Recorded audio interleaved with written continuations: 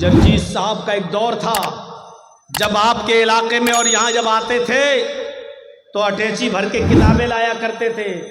اٹھتی نہیں تھی اٹیچی, 5 6 10 کتابیں بھر کے چلتے تھے, مطالعہ کرتے تھے. کبھی اس کتاب کو دیکھ کے تیاری کرنا ہے, کبھی اس کتاب کو. اور آج یہ زمانہ آ چکا ہے کہ کتابیں جرجیز صاحب کی الماری میں رکھی ہوئی ہیں اور موبائل میں وہ ساری کتابیں ڈاؤن لوڈ ہیں. ڈاؤن لوڈ صرف ہمارے اس موبائل میں 20,000 کتابیں موجود ہیں. پوری ایک لائبریری ہے. اب اتنی بھاری اٹیچی لے کے چلنے کی ضرورت نہیں. کھولا اپنا سافٹ ویئر اور جو کتاب پڑھنا ہے, جو پیج دیکھنا ہے, صرف ایک لفظ لکھنا ہے. جیسے دیکھنا ہے الحمدللہ رب العالمین, یہ آیت قرآن میں کہاں ہے, بس الحمد ٹائپ کر کے کلک کیجئے, پوری آیت آ گئی الحمدللہ رب العالمین. اور الحمد کا لفظ پورے قرآن میں کتنی جگہوں پر آیا, پوری کی پوری ایک لسٹ آ گئی. آج زمانہ یہ ہے اور آج موجودہ دور میں آپ کو اپنے مدرسوں کو اس طرح اسٹرانگ بنانا ہے اور مضبوط بنانا ہے کہ آپ کے بچے دین کی تعلیم بھی حاصل کریں اور کسی یونیورسٹی میں جائیں تو ان کو چیلنج دے سکیں اور ان کے چیلنجوں کو سن کر ان کو جواب بھی دے سکیں. میرے بھائیوں, مجھے وہ دور یاد ہے اور آج بھی وہ دور کو میں سوچتا ہوں تو فخر کرتا ہوں جب ایک بار دلی کے جامعہ ملیہ میں ہمارا فنکشن تھا اور مجھے مہمان خصوصی کے طور پر بلایا گیا تھا دلی کی جامعہ ملیہ میں, اور وہاں کے اسٹوڈنٹ سے جب میرا خطاب تھا تو جانتے ہو لاسٹ میں ادھر ٹائم دیا گیا تھا مجھے, تو ایک لڑکی آئی تھی جامعہ ملیہ کی, کمیونسٹ خیال کی تھی, شاید وہ کسی مذہب کو نہیں مانتی تھی. وہ آ کر اسپیچ میں کہتی ہے کہ اسلام 1400 سال کا پرانا ہو چکا ہے, اسلام کو بھی موجودہ حالات کے تحت بدلنا چاہیے, کچھ چینجنگ آنی چاہیے. ہر چیز جب پرانی ہو جاتی ہے تو اس کو ریجیکٹ کر دیا جاتا ہے اور اس کی جگہ پر نئی چیز لائی جاتی ہے. اس نے مثال دی کہ جب مکان پرانا ہو جاتا ہے تو اس کو گرا کر نیا مکان بنایا جاتا ہے, جب ٹیبل پرانی ہو جاتی ہے تو اس کی جگہ پر نئی ٹیبل آتی ہے, کتابیں پھٹ جاتی ہیں تو نئی کتابیں لی جاتی ہیں, مائک پرانا ہو جاتا ہے تو نیا مائک لایا جاتا ہے. ہر پرانی چیز کو ہٹا دیا جاتا ہے اور نئی چیز کو لایا جاتا ہے. لہذا اسلام بھی 1400 سال کا پرانا ہو چکا ہے. اسلام کے یہ احکام کہ چور کے ہاتھ کاٹو, زانی کو پتھروں سے مار مار کے سنسار کر دو, بلاತ್ಕಾری کو, یہ 1400 سال پرانی باتیں ہیں جو پرانی ہو چکی ہیں. اب اسلام کو بھی چینج ہونا چاہیے, اسلام کو بھی بدلنا چاہیے. اور اس نے دوران تقریر یہ بھی کہہ دیا تھا کہ جرجیز صاحب چیف گیسٹ کی حیثیت سے آئے ہیں, میں ان سے گزارش کروں گی کہ یہ لوگوں کو بتائیں اور ماڈرن ماحول کے حساب سے اسلام کو پیش کرنے کی کوشش کریں. یا تو اس کے باپ نے اس کو صحیح تربیت نہیں دی تھی یا پھر اس کا ذہن کہیں خراب تھا. بہرحال اس لڑکی کی تقریر ختم ہوئی, پھر 2-4 لوگ اور بولے اور لاسٹ میں جب میرا نمبر آیا تو میں نے آدھے گھنٹے کا ٹائم تھا, میں نے 15 منٹ 20 منٹ اور اسکول اور کالج کے بارے میں بولا. اس زمانے میں یہ موبائل کا زمانہ نہیں تھا اور یہ زمانہ نہیں تھا ویڈیو نہیں بنتی تھی, آئیڈیو میں کوئی تقریر ہوگی ہمارے پاس. میرے پیارے ساتھیوں, اس زمانے میں پھر لاسٹ کے 10 منٹ کو میں نے لیا اور لینے کے بعد میں نے کہا کہ ہماری ایک بہن آئی تھی, وہ کہہ رہی تھی کہ اسلام کو بھی بدلنا چاہیے, 1400 سال پرانا ہو چکا ہے. ہماری سسٹر کو پتہ نہیں اسلام قدرتی مذہب ہے, اسلام نیچرل ہے اور قدرتی اور نیچرل چیزیں نہیں بدلتی ہیں. مصنوعی چیزیں, آرٹیفیشل چیزیں بدلی جاتی ہیں, قدرتی چیزوں میں تبدیلی نہیں ہوتی ہے.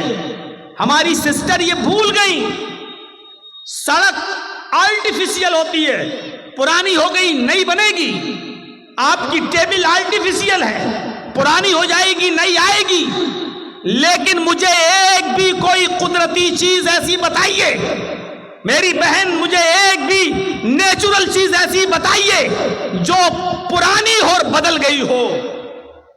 میں دیکھتا ہوں آم کا پیڑ آم دیتا ہے, अमरूद का पेड़ अमरूद देता है, अंगूर की बेल में अंगूर लगते हैं, तरबूज की बेल में तरबूज लगते हैं। मैं देखता हूं ये तरीका बहुत दिनों से चला आ रहा है, बहुत पुराना हो चुका है। मेरी बहन, क्या आप इस तरीके को बदलने की बात करोगी? और क्या अल्लाह से कहोगी, जो भी तुम कहती हो ऊपर वाले को, क्या ये कहोगी, हाय प्रभु, हाय ईश्वर, हाय अल्लाह, ये बहुत पुरानी चीजें हो गई कि आम से आम, अमरूद से अमरूद, अंगूर से अंगूर पैदा होता था, अब आम में तरबूज होना चाहिए, अंगूर में बेर होना चाहिए, और एप्पल के पेड़ में अब ऑरेंज होना चाहिए। अब ये पुराना हो चुका है, अब कुछ जिद्दत चाहिए और नई चीज चाहिए।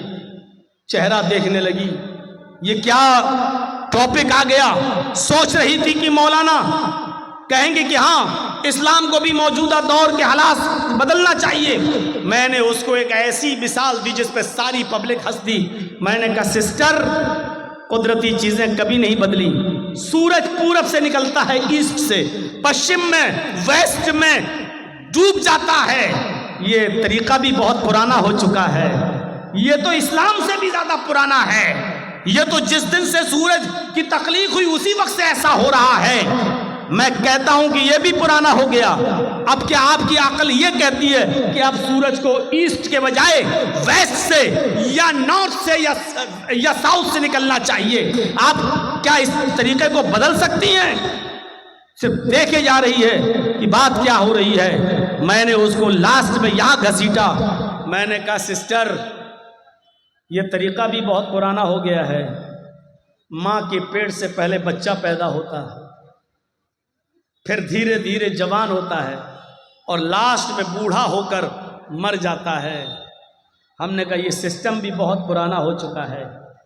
क्या आप अपने घर में अपनी माँ, बहन, बेटियों से इस सिस्टम को बदलने की बात करोगी?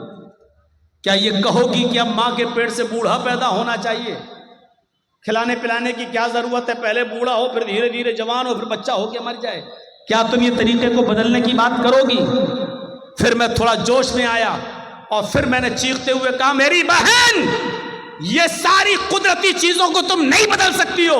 चलो, अपने कॉलेज के प्रोफेसर बैठे हुए हैं तुम्हारे जामिया मिल्लिया के, इनसे कहिए कि 2-2, 4 और 4-4, 8 ये पढ़ाते हुए तुम्हें जिंदगी हो गई है। और ये तरीका भी बहुत पुराना हो चुका है। मैथमेटिक्स के इस उसूल को बदलिए। अब 2-2, 3 और 3-3, 5 पढ़ाइए। आपके कॉलेज के प्रोफेसर इस तरीके को बदल कर दिखा दें। और जब ये चीजें नहीं बदल सकती तो इस्लाम भी नहीं बदल सकता। इस्लाम कुदरती निजाम है। इस्लाम का निजाम अल्लाह की तरफ से है और कुदरती चीजों में तब्दीली नहीं होती है। आपको इस्लाम लाना है तो वही पुरानी चीजों पर अमल करना होगा। दुनिया कहती है कि बहुत तरक्की कर रही है, आगे की तरफ देख। मैं कहता हूं कि तुम 1400 साल पीछे की तरफ देखो, बहुत तरक्की कर जाओगे। मेरे प्यारे साथियों, जब तक कुरान का नुज़ूल नहीं हुआ था, जब तक इस दुनिया में कुरान नहीं था, बायो नहीं थी, कुरान नहीं था, साइंस नहीं थी, कुरान नहीं था, फिजिक्स नहीं थी, कुरान नहीं था, केमिस्ट्री नहीं थी, कुरान नहीं था, ज्योग्राफिया नहीं था, कुरान नहीं था, भूगोल नहीं था। ये सारे इल्म देन है कुरान के, क्योंकि कुरान इन तमाम उलूम से भरा पड़ा है। और कयामत की सुबह तक सारे उलूम जो कुरान में छिपे हैं एक एक करके सामने आते रहेंगे, क्योंकि कुरान में साइंस भी है, कुरान में टेक्नोलॉजी भी है, कुरान के अंदर फिजिक्स भी है और कुरान के अंदर केमिस्ट्री भी है, कुरान के अंदर मैथ भी है, कुरान के अंदर साइंस भी है, कुरान के अंदर बहुत कुछ है।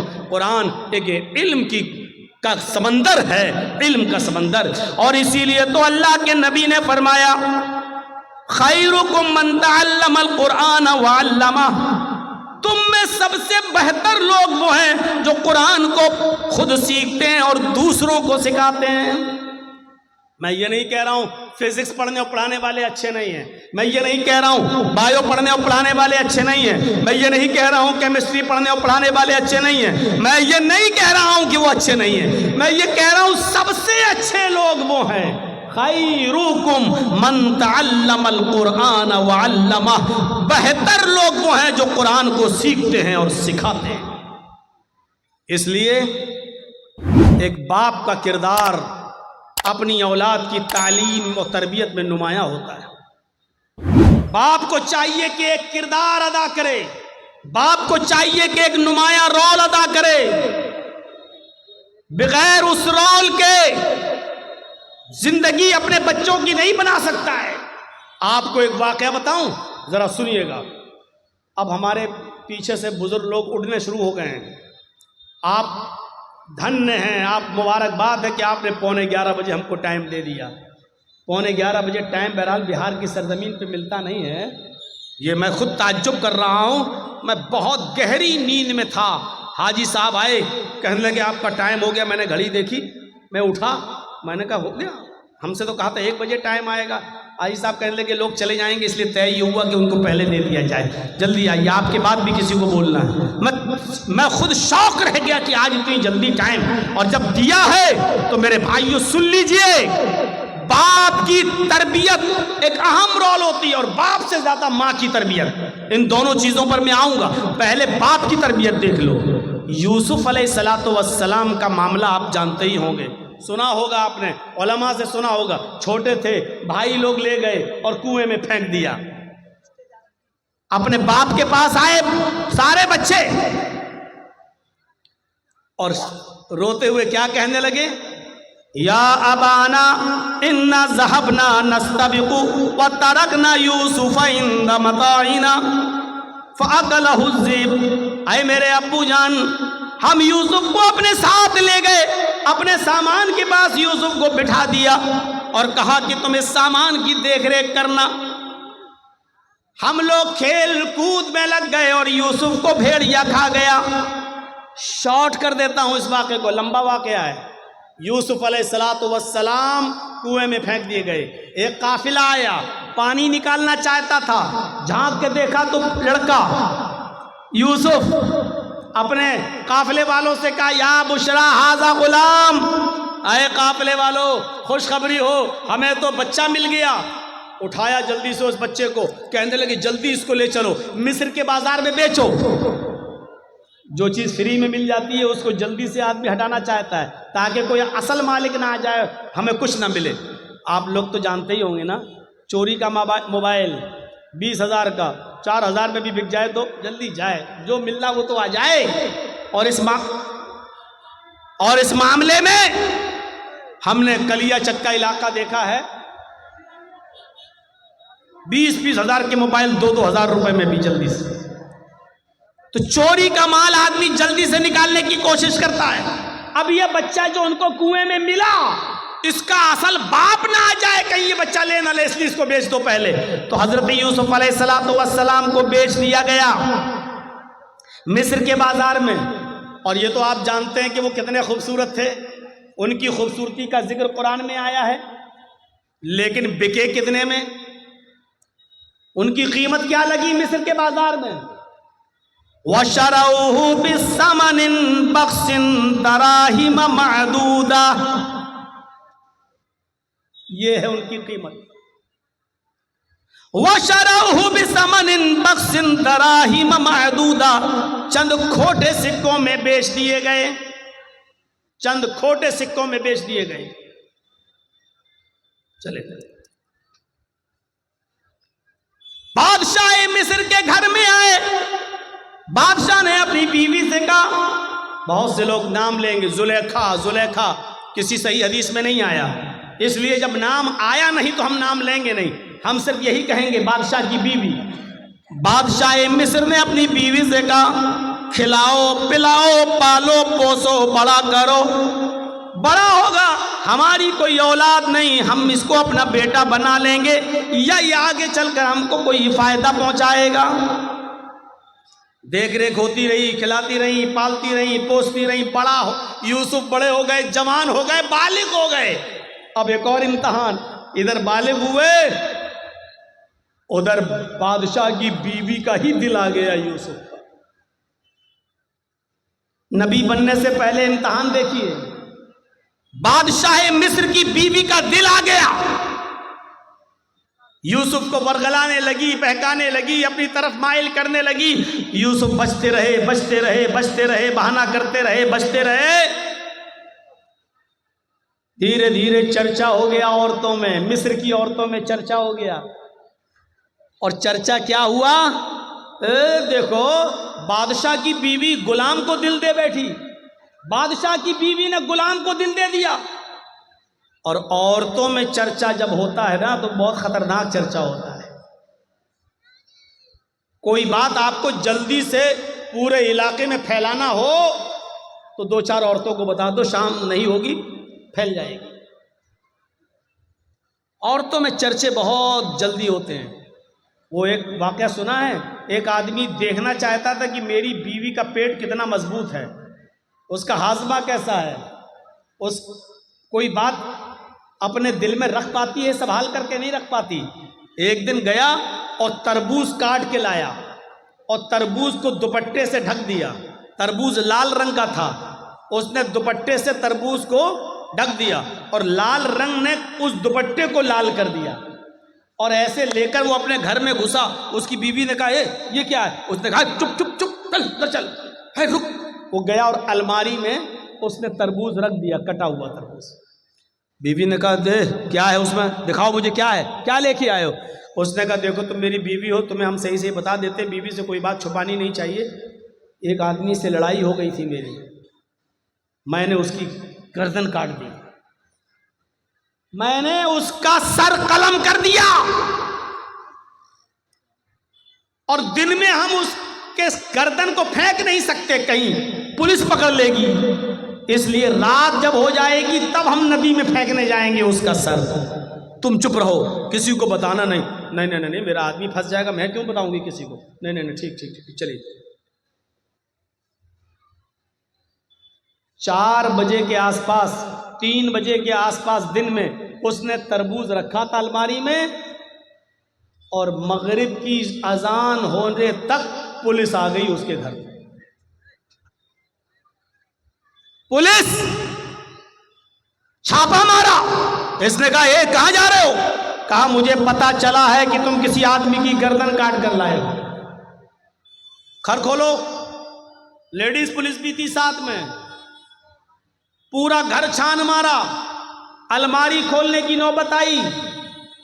کہا صاحب میں آپ کو خود ہی بتا دیتا ہوں، میں نے کسی کا سر نہیں کاٹا واٹا ہے، آپ نے میرا پورا گھر چیک کر لیا ہے، اس الماری کو بھی چیک کر لیجئے، میں خود کھول دیتا ہوں۔ الماری کھولی اس آدمی نے، کہا صاحب سر نہیں کاٹا ہے، یہ تربوز کے میں نے 2 ٹکڑے کر دیے تھے، تربوز کو میں نے دوپٹے میں لپیٹ لیا تھا، اور اس تربوز کو میں نے لا کر یہاں رکھ دیا، تربوز لال تھا اس لیے دوپٹہ لال ہو گیا۔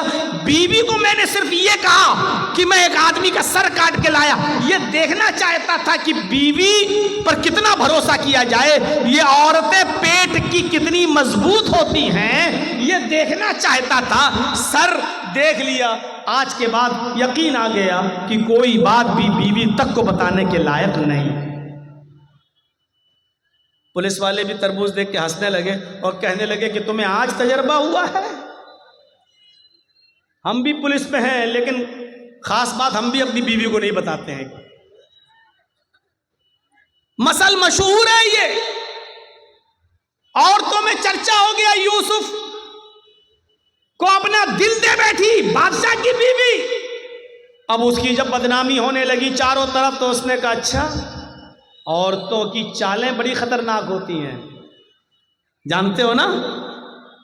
اور نہ جانتے ہو تو میں آپ کو بتاؤں، میری ماں بہنیں ناراض ہو رہی ہوں گی، یہ مولوی کیا کہہ رہا ہے، غصہ مت ہوئیے، قرآن نے خود کہا ہے ان کیدکن عظیم، ان عورتوں کی چالیں بہت خطرناک ہوتی ہیں۔ عورتوں کی چال، صرف کھڑے ہو کر اگر 2 آنسو بہا دے تو آپ دیوانے ہو جائیں گے، اوہ کتنا ظلم ہوا ہے بیچاری پر، دیکھو بیچاری کیسے رو رہی ہے، ارے اس کے آنسو ہی میں تو سارے ظلم چھپے ہوئے ہیں۔ کتنی جلدی آدمی، 4 طرف آدمی اور کھڑا ہو، وہ عورت رو دے بیچ میں تو چاروں کو ہمدردی آ جائے گی، بہن روتے نہیں ہیں، ارے نہیں، سب اس سے ہمدردی کرنے لگیں گے۔ قرآن کی آیت پر اعتبار کریے، ان کیدکن عظیم، ان عورتوں کی چالیں بڑی خطرناک ہوتی ہیں۔ اب بادشاہ مصر کی بیوی نے چال چلی، ساری عورتوں کی دعوت دے دی، ساری عورتوں کو بٹھا دیا، ایک ایک پھل سب کو سامنے پھل رکھ دیے، ایک ایک چھری دے دی اور کہا جاؤ پھل کھاؤ۔ ساری عورتیں کاٹ کاٹ کے پھل کھانے لگیں۔ ادھر یوسف سے کہا یوسف ان کے سامنے سے گزر جاؤ۔ یوسف علیہ السلام ان عورتوں کے سامنے سے گزرے۔ ان عورتوں نے جیسے ہی دیکھا یوسف علیہ السلام کے حسن کو، ان کی خوبصورتی کو، ادھر دیکھا ادھر پھل کے بجائے ہاتھوں پر انگلیاں چھریاں چلا دیں، انگلی کٹ رہی ہے اور وہ دیکھتی چلی آ رہی ہیں۔ انگلی کٹ رہی ہے لیکن دیکھ رہی ہیں، تکلیف نہیں ہو رہی ہے۔ کبھی کبھی آپ بہت تیز ایکسیڈنٹ کر جائیں اور آپ کا سر کسی دیوار سے بہت تیز ٹکرا جائے تو اس وقت آپ کو تکلیف نہیں ہوگی، 15 منٹ کے بعد، 20 منٹ کے بعد، آدھے گھنٹے کے بعد آپ کو درد کی تکلیف ہوگی۔ ایسے ہی یہ عورتیں یوسف کے حسن کو دیکھ کر شستر رہ گئیں، ہاتھوں کی انگلیاں کٹ کٹ کے زمین پر گر رہی ہیں، لیکن ان عورتوں کو تکلیف نہیں ہو رہی ہے۔ اور انگلی کٹی نہیں تھی ایسے چھری چل گئی ہو نا، تھوڑی سی کٹ گئی، نہیں، قطعنا ایدیہن، عربی زبان میں قطع یقطع کے معنی کاٹنا اور قطع یقطع تختی کے معنی ہوتے ٹکڑے ٹکڑے کرنا۔ ان عورتوں نے اپنی انگلیاں کاٹی نہیں تھیں بلکہ کٹ کٹ کے گرنے لگی، ٹکڑے ٹکڑے ہونے لگیں۔ الفاظ کی زیادتی معنی کی زیادتی پر دلالت کرتی ہے۔ ان عورتوں کی انگلیاں کئی جگہ سے کٹی اور چیخ کر کہنے لگی ما ھذا بشرا، ما ھذا بشر، یہ کوئی انسان ہے ہی نہیں۔ آئے بادشاہ مصر کی بیوی، تو کس کو دکھا رہی ہے؟ یہ تو انسان لگتا ہی نہیں ہے۔ ان ھذا الا ملک کریم، یہ تو کوئی بزرگ فرشتہ نظر آتا ہے، یہ تو کوئی فرشتہ دکھائی دیتا ہے، فرشتہ دکھائی دیتا ہے۔ یعنی ابھی صرف بادشاہ مصر کی بیوی کا دل تھا، اب مصر کی ساری عورتوں کا دل آ گیا۔ اب ساری چاہنے لگی یوسف میرے ہو جائیں، یوسف ہماری طرف مائل ہو جائیں۔ اب بادشاہ کی بیوی نے کہا دیکھا تم تانے مارتی ہو نا، اب بتاؤ میرا کیا قصور ہے، بتاؤ میری کیا غلطی ہے؟ جو میں چاہتی ہوں یوسف سے وہی تو تم لوگ بھی چاہ رہی ہو، بتاؤ میرا کیا قصور ہے؟ اور وہی دھمکی دی بادشاہ کی بیوی نے۔ ذرا دھمکی سنیے۔ آئے عورتوں، آئے مصر کی، مصر والیوں، اگر اس لڑکے نے، اس جوان نے، اس یوسف نے اگر میرا ارادہ پورا نہیں کیا، میری بات نہیں مانی، اشارہ آپ سمجھ رہے ہوں گے، آئے مصر کی عورتوں، اگر یوسف نے میری بات نہ مانی، اگر میرا ارادہ پورا نہ کیا، میری بات نہ مانی اور میرے ساتھ وہ کام نہیں کیا جو میں چاہتی ہوں، اگر یہ میرے قریب نہ آیا تو اس کو سخت سے سخت سزا دلواؤں گی یا جیل کے اندر سڑوا دوں گی۔ جیل کے اندر سڑے گا، یہ جیل کے اندر اپنی پوری زندگی گزارے گا۔ جب یوسف علیہ السلام کو یہ دھمکی ملی کہ یہ کہہ رہی ہے اگر اس نے میری بات نہ مانی تو سخت سے سخت سزا دلواؤں گی یا جیل میں سڑا دوں گی، تو آسمان پہ نظریں ڈالی یوسف علیہ السلام نے اور اپنے رب کو پکار کر کیا فرمایا؟ رب السجن احب الی مما یدعوننی الیہ، اے میرے رب، اے میرے پروردگار، مجھے جیل کی زندگی زیادہ محبوب ہے، مجھے جیل میں جانا زیادہ پسند ہے، مجھے جیل میں رہنا زیادہ گوارا ہے، میں جیل میں پوری زندگی گزار لوں گا، مجھے جیل میں جانا زیادہ محبوب ہے، پسند ہے، لیکن وہ کام کرنا میں تیار نہیں، وہ کام گوارا نہیں جس کام کے لیے یہ عورتیں مجھے بلا رہی ہیں۔ یعنی ایک نہیں بلا رہی تھی، کئی عورتیں بلا رہی تھی ساری۔ تو کیا کہا؟ اے اللہ، جیل میں جانا پسند ہے لیکن وہ کام کرنا پسند نہیں جس کی طرف یہ مجھے بلا رہی ہیں۔ یدعوننی الیہ، جمع مؤنث غائب کا صیغہ، ایک عورت نہیں کئی عورتیں تھیں جو یہ کہہ رہی تھیں اے یوسف ہمارے پاس آ جاؤ، اور یوسف نے کہا اے اللہ مجھے جیل جانا پسند ہے لیکن وہ کام کرنا پسند نہیں ہے جس کام کے لیے یہ عورتیں مجھے بلا رہی ہیں، اب تیری مدد مجھے چاہیے۔ اور مدد کیا چاہیے؟ وَإِلَّا تَصْرِفْ عَنِّي كَيْدَهُنَّ، ان کی چالوں سے مجھے بچا لے، اگر تو نے مجھے ان کی چالوں سے نہ بچایا، اگر تو نے مجھے ان کی چالوں سے محفوظ نہ رکھا، اسبو الیہن، تو میں بھی ان کی طرف مائل ہو جاؤں گا، میں ان کی چالوں میں پھنس جاؤں گا، میں ان کی چالوں میں گرفتار ہو جاؤں گا، وَأَكُن مِّنَ الْجَاهِلِينَ، اور جاہلوں نادانوں میں میرا شمار ہو جائے گا۔ یعنی عورتوں کی چالوں سے بچنے کے لیے یوسف علیہ السلام بھی دعا کر رہے ہیں اللہ سے کہ اللہ میں جیل میں چلا جاؤں گا یہ پسند ہے، لیکن وہ کام کرنا پسند نہیں ہے جس کی طرف یہ مجھے دعوت دے رہی ہیں، ہاں لیکن تو مجھے ان کی چالوں سے بچا لے۔ پتہ نہیں کون سی چالیں ہیں، پتہ نہیں کیسی کیسی چال یہ استعمال کر کے مجھے اپنی طرف مائل کر لیں، اس لیے میرے پروردگار تو مجھے بچا۔ اور پھر بھی یوسف علیہ السلام چال سے بچ نہیں سکے۔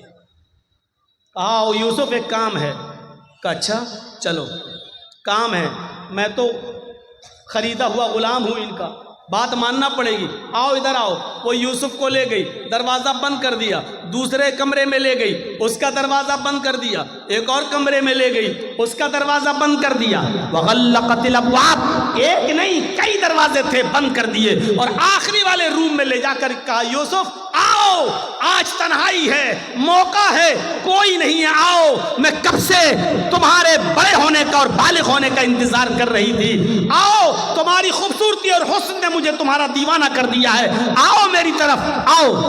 یوسف علیہ السلام نے کہا معاذ اللہ، اللہ کی پناہ، کیا اسی لیے تم مجھے یہاں لے کر آئی ہو؟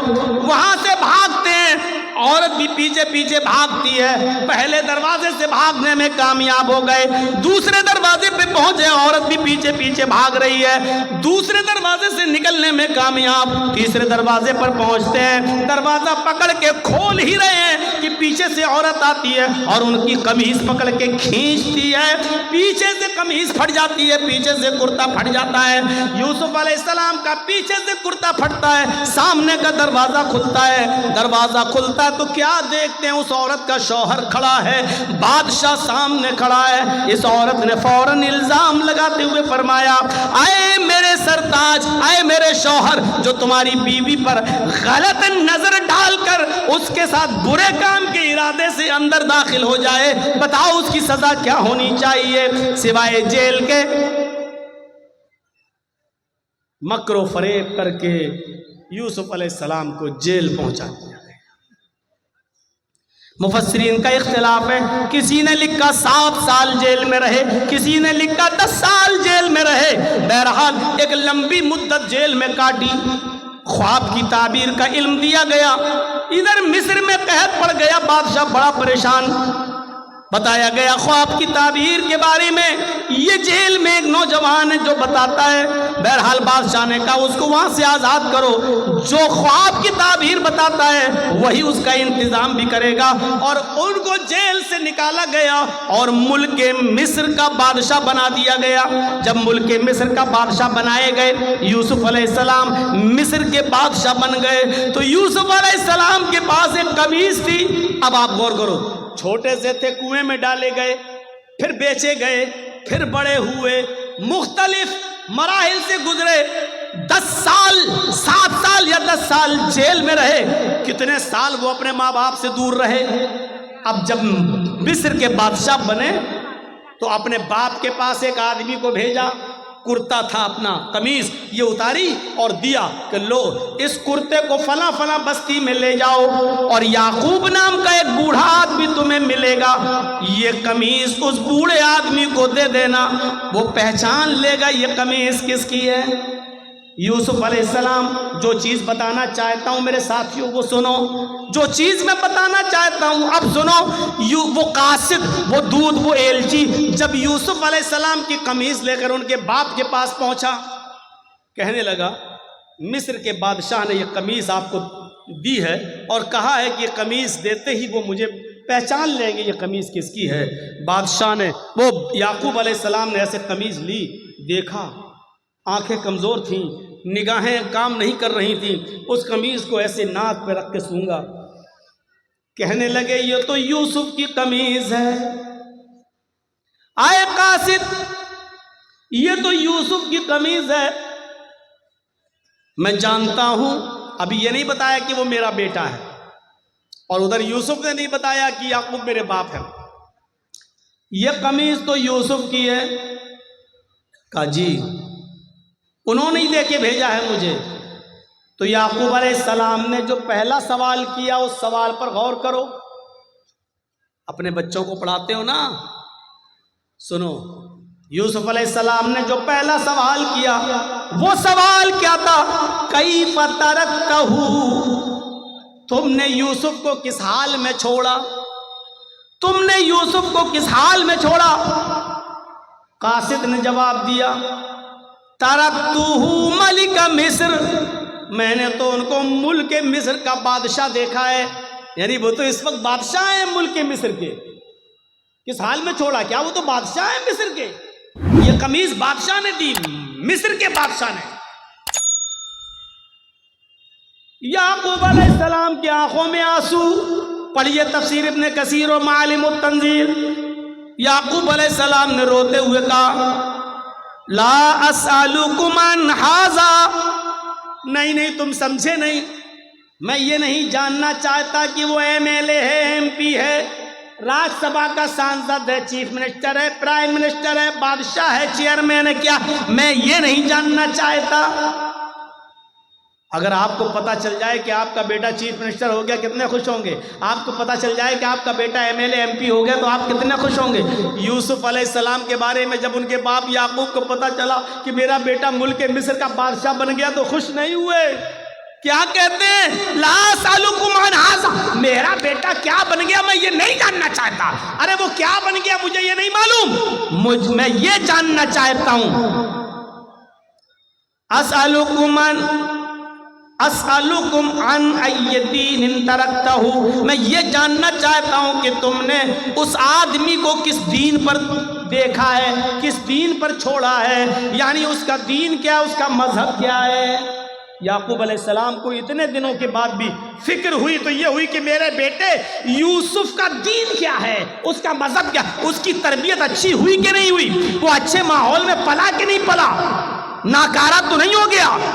یعقوب علیہ السلام نے پوچھا اسألکم عن ای دین ترکتہ, تم نے اس کو کس دین پہ چھوڑا؟ تو قاصد نے جواب دیا اچھا دین کے بارے میں جاننا چاہتے ہو کہ ہاں. کہا قال یشہد ان لا الہ الا اللہ, میں اس کا دین نہیں جانتا, بس اتنا جانتا ہوں کہ وہ لوگوں سے یہ کہتا ہے کہ اللہ کے علاوہ کوئی معبود نہیں, وہ لوگوں سے یہ کہتا ہے کہ ایک اللہ کی عبادت کرو, اللہ کے علاوہ تمہارا کوئی معبود نہیں, اسی کی عبادت کرو, اسی کو سجدہ کرو, اسی سے مانگو. یعقوب علیہ السلام کہتے ہیں الحمدللہ, میں اپنے بیٹے کی تربیت سے خوش ہوں کہ اس حال میں اور بادشاہ بننے کے بعد بھی, مختلف مراحل سے گزرنے کے بعد بھی وہ اپنے رب کو نہیں بھولا, وہ اپنے اللہ کو نہیں بھولا. تو قرآن کی تعلیم اللہ کی معرفت انسان کو بتاتی ہے. یہ ہونا چاہیے ایک باپ کی ذمہ داری. آپ کا بیٹا ایم ایل اے, آپ کا بیٹا ایم پی, آپ کا بیٹا چیئرمین, آپ کا بیٹا پرمکھ, آپ کا بیٹا سباسد, آپ کا بیٹا سب کچھ, لیکن یہ بتاؤ کہ آپ کے بیٹے کی تعلیم کیا ہے, آپ کے بیٹے کا مذہب کیا ہے.